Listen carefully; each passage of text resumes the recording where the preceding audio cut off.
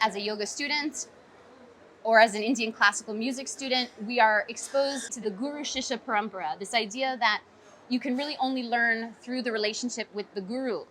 And that's not a concept that Westerners are necessarily really familiar with. So when it's introduced to us, either we dive right in without thinking and we're like bowing down, like we just want that. Whatever it is, we take it. And then there's the other side that's like, excuse me?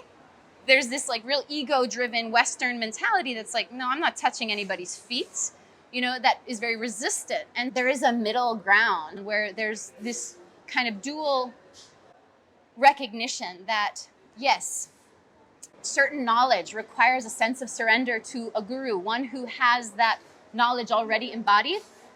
And yet, we also all have a guru within us. We have that innate, intrinsic teacher and divinity within, who we have to reference again and again, and therefore always keep that inquisitive mind. The documentary really does get into these questions, and it looks at how Westerners are adapting to the Indian classical ideas that are both prevalent, again, in the Indian classical music tradition as well as in the yogic tradition.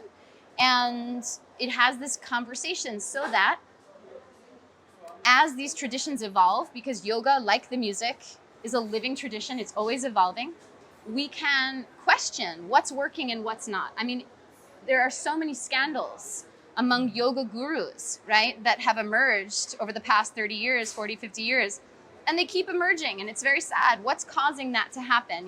What perpetuates that abuse? And unfortunately, that's also being seen in the Indian classical world as well. There's scandals where these teachers have been abusing their students. How do we heal that dynamic? We can only heal it by talking about it, by having a conversation about what are the values at play here, what's working and what's not. And I feel like that's the job of every generation when it comes to tradition, to question and to then help the tradition evolve.